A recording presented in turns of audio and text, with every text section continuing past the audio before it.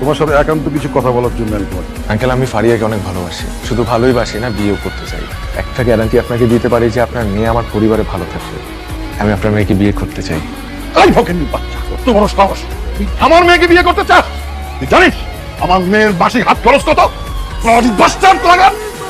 কত বড় সাহস! বড় লোকের মেয়েকে বিয়ের প্রলোভন দেখিয়ে তার সমস্ত সম্পত্তি বাগিয়ে নেওয়ার চেষ্টা।